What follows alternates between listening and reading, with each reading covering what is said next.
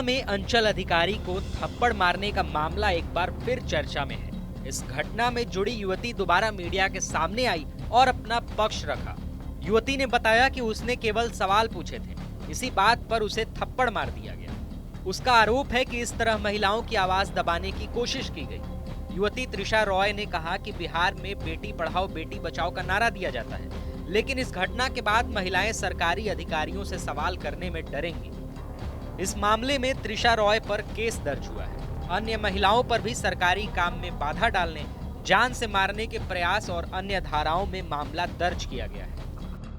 Sir, हमने 19 तारीख को हमारे जो सीओ सर हैं, जो गुंडा हैं, उनको हमने प्रॉपर एक आवेदन पत्र लिखा कि आप आए हमारे पास। उन्होंने इसका कोई रिस्पांस नहीं दिया। 19 तारीख 20 तारीख को मेरे पापा ने उनको कंटिन्यूअस कॉल किया, ये आप हमारे साथ स्क्रीनशॉट लगा लीजिएगा। उनको बार बार कंटिन्यूअस कॉल किया गया है हमारे लिए कि आप आए, हमें आप एक बार एक्सप्लेन करें, आए हमें एक्सप्लेन करें। जब सीओ सर आए, हमें लगा कि चलिए ठीक है, जो भी हमारा कंफ्यूजन है वो क्लियर हो जाएगा। सर, मैं आपको वीडियो भी भेजूंगी कि सीओ सर के आते ही हमारा क्या डिस्कशन हुआ उनसे कि सर आप प्लीज आए, आप हमें एक्सप्लेन करें। हमारा सिर्फ और सिर्फ मकसद ये था कि आप हमें एक्सप्लेन कर दें। अगर हम कंफ्यूज हैं तो हमें क्लैरिटी मिलेगी, आप कंफ्यूज हैं तो आपको क्लैरिटी मिल जाएगी।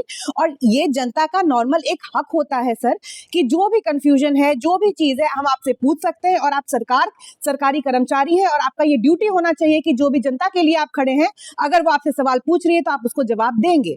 उनसे मैंने पूछा, बार बार मैंने उनसे वीडियो बनाते हुए पूछा, उन्होंने मुझे कोई जवाब नहीं दिया। फिर नाला क्रॉस करके, जो वो खुद ही वर्ड यूज कर रहे हैं नाला, जो कि नाला किसी के भी प्राइवेट प्रॉपर्टी में कभी भी नहीं आ सकता है, ये नगर निगम के अंदर आता है और ये नगर निगम का ही प्रॉपर्टी होता है। वो क्रॉस करके मैं उनके पास गई हूँ।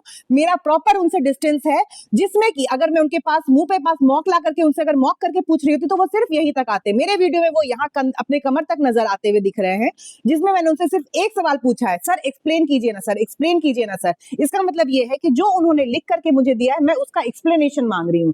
जितनी बार भी आप जो भी आपको मैं वीडियो भेज रही हूँ, आप वो देखेंगे, मैंने उनसे सिर्फ और सिर्फ सवाल पूछा है कि सर आपने जो लिखा है आप मुझे एक्सप्लेन कर दें। उनसे नहीं हो पाया इस चीज से, क्योंकि मैंने एक उनसे क्वेश्चन पूछा, मैं एक लड़की हूं, मैंने उनसे एक सवाल पूछा, उनका ईगो हर्ट हो गया और उन्होंने मुझे धक्का दिया। सर, आज के बाद कोई भी महिला समाज किसी भी सरकारी कर्मचारी के सामने कोई भी सवाल पूछने से पहले 100 बार डरेगी कि क्या पता वो सामने वाला इंसान मुझे थप्पड़ ना मार दे, मुझे छू ना दे। इस वे में क्या विमेन के सेफ्टी का बात कौन जिम्मेदार ले रहा है? अगर मैं दोबारा सीओ के पास जाऊंगी, कौन गारंटी लेता है कि वो मुझे मारेगा नहीं या मुझे छुएगा नहीं दोबारा? या किसी भी कर्मचारी के पास में जाऊं और कौन करता है? आज एक थप्पड़ के कारण सिर्फ मेरा आवाज नहीं, यहाँ मौजूद सभी महिलाओं का आवाज दब गया, सभी महिलाओं का आवाज दबा दिया। आज के बाद अगर मेरे समाज में कोई भी लड़की अगर पहुंचती है, वो सीओ रहेगा तो सब बोलेगा तुम लड़की हो, तुम साइड हो जाओ। सीओ मार सकता है, सीओ हाथ उठा सकता है। आप उसका हिस्ट्री चेक कीजिएगा, उनके पूरे हिस्ट्री में सिर्फ मैंने नहीं, बहुत सारे लोगों ने आवाज खड़ा किया है, सब उनसे यही सवाल पूछ रहे हैं, सब यही बोल रहे हैं कि वो भ्रष्टाचारी आदमी है और वो सिर्फ और सिर्फ यही करते हैं। मेरा आपसे सिर्फ और सिर्फ ये गुजारिश है कि आप उनका हिस्ट्री चेक कीजिए, उन पे आप कार्रवाई कीजिए और उनका चेक कीजिए कि वो क्या कर रहे हैं, क्या नहीं कर रहे हैं। और उनका अगर यही रवैया रहा तो बिहार जिसको कहता है बेटी बचाओ बेटी पढ़ाओ, तो इस चीज के तो अगेंस्ट वो खुद ही खड़े हो रहे हैं सरकार हमारी। सर, मैंने हर जगह आवेदन दिया है, हर जगह एफआईआर कराया है और मैंने मेल भी किया है, सारी चीजें मैंने की है, क्योंकि मुझे वाकई में इसके खिलाफ एक्शन चाहिए। अब डर लग चुका है सर, किसी भी लड़की को डर लगेगा ना कि अपने मम्मी पापा के साथ या किसी भी चीज के आगे आवाज खड़ा करने में या कुछ भी बोलने में कि लोग मारेंगे, लोग पीट सकते हैं। स्थानीय निवासी प्रफुल्ल चंद्र रॉय ने कहा कि महिला कॉलेज प्रशासन और नाले की जमीन का खसरा अलग अलग है। उन्होंने बताया कि इस बात की पुष्टि सीओ, एसडीओ और नगर आयुक्त के पत्र से हो चुकी है। उनका कहना है कि लोग केवल उन्हीं आदेशों के पालन की मांग कर रहे थे, जिससे विवाद बढ़ गया। इस मामले को लेकर उन्होंने डीएम से भी अपील की है। ये सीओ साहब के जांच प्रतिवेदन के आलोक में मैं ये कहना चाहूँगा कि इसका खाता खसरा नंबर जो है कि वो खाता संख्या 1443 है और खसरा संख्या 2377 है।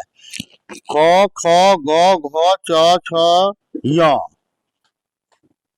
उसका उप खसरा नंबर है और ये सरकार के द्वारा उनको दिया गया है, नापी करके 92 ईस्वी में, पत्रांक संख्या मुझे स्मरण में नहीं है, जिसका कि कुल रकबा 4.23 एकड़ है। और ऐसा जांच प्रतिवेदन करके सीओ साहब ने एसडीओ साहब के आदेश पर ऐसा जांच प्रतिवेदन करके अपने पत्रांक संख्या 2561 दिनांक 25/6/2025 के आधार पर उन्होंने दिया है। जो कि एसडीओ साहब के ऑर्डर शीट में ये चीज आया है और सरकार द्वारा जो महिला कॉलेज को दिया गया है वो भी एसडीओ साहब के आदेश में आया हुआ है। तो ये बताइए, सड़क और नाला का खाता क्या है और यह नाला कितना उपयोगी है? ये भी एसडीओ साहब के जांच में आया है और ऑर्डर शीट में भी मेंशन है। इसका खाता नंबर 1443, खसरा नंबर 2384 क वो सड़क है और 2384 ख ये नाला है। नाला के रूप में इसका खतियान दर्ज है। नाला कितना उपयोगी है? ये नाला हम पिछली बार जो आज से 4-5 साल पहले आपको भी स्मरण होगा कि पूर्णिया जिले में एक जल जमाव का बहुत बड़ा समस्या उत्पन्न हुआ था और हम लोग नगर निगम मिल के कम से कम 5 बड़ा स्टेट बोरिंग मंगाए थे पटना से। उसमें से 3 स्टेट बोरिंग हम लोग जगदम्ब स्कूल में इस नाले के अंतिम छोर पे लगाए थे। उसको मैं अंतिम छोर नहीं कह रहा हूँ क्योंकि वो कल्वर्ट मिस्टेक से रोड बनाने वाले एजेंसी ने उसको बंद कर दिया था। तो इस नाली के अंतिम छोर पर जाके उस पानी को हमने पश्चिम के दिशा में दिया 3 स्टेट बोरिंग लगा के और वो पानी सीधा कोसी धार में चला गया, जोरापुर कोसी धार में।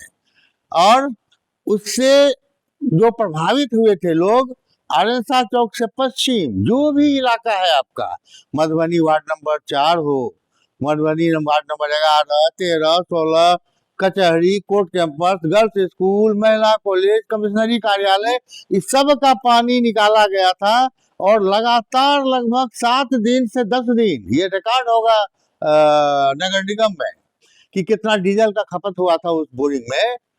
और ये सारा इलाका का पानी इसी नाले से निकाल करके उसमें डंप किया गया था। पहले दिया था। इस मामले को लेकर के आज भी मामला उनके यहाँ चल रहा है। इसके ठीक दक्षिण साइड में खसरा नंबर 2446 है जिस पर कि नगर महिला कॉलेज के पूर्व VC उनका कब्जा है, प्रोफेसर का कब्जा है, कुछ ग्रोमर फूड नर्सरी का को भी नोटिस गया है और 1-2 व्यक्ति का कब्जा है।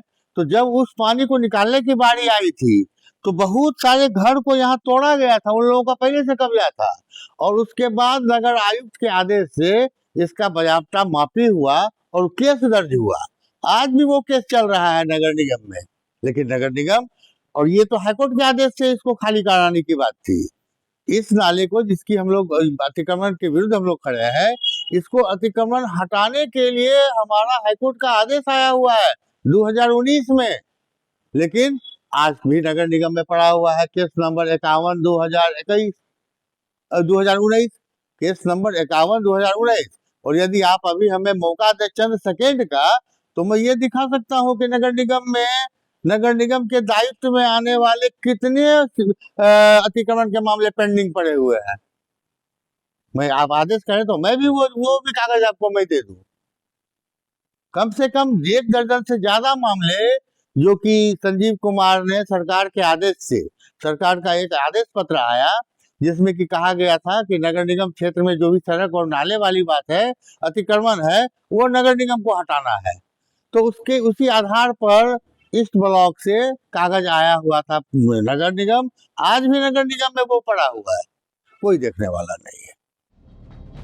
यह पूरा विवाद पूर्णिया महिला कॉलेज की 4 दीवारी निर्माण को लेकर शुरू हुआ था। मामला महिला कॉलेज के पास स्थित नाले और सड़क से जुड़ा हुआ है। नाले के पूर्व में महिला कॉलेज की जमीन है। कॉलेज प्रशासन का दावा है कि नाले और सड़क का पश्चिमी हिस्सा भी उनकी ही संपत्ति है। कॉलेज ने छात्राओं की सुरक्षा का हवाला देते हुए वहां बाउंड्री वॉल का निर्माण कराया था। स्थानीय मोहल्ले वासियों ने इसका विरोध किया। विरोध की सूचना पर पूर्णिया पूर्व के अंचल अधिकारी संजय कुमार मौके पर पहुंचे थे। आरोप है कि वहां समझाने के बजाय अंचल अधिकारी लोगों को डांट रहे थे। इसी दौरान एक युवती मोबाइल से वीडियो बनाने लगी। बताया गया कि वीडियो बनाने से नाराज होकर अंचल अधिकारी ने युवती को थप्पड़ जड़ दिया। इसके बाद हालात बिगड़ गए। युवती ने भी अंचल अधिकारी को कई थप्पड़ मारे। आसपास मौजूद लोग और पुलिसकर्मी जब तक कुछ समझ पाते उससे पहले घटना घट चुकी थी। बाद में पुलिस ने अंचल अधिकारी को सुरक्षित बाहर निकाला। वरिष्ठ अधिकारियों ने अतिरिक्त पुलिस बल मौके पर भेजा। फिलहाल दोनों पक्षों की ओर से थाने में मामला दर्ज कराया गया है। पुलिस ने वीडियो फुटेज के आधार पर जांच शुरू कर दी है। TV9 के लिए मोहित पंडित की रिपोर्ट।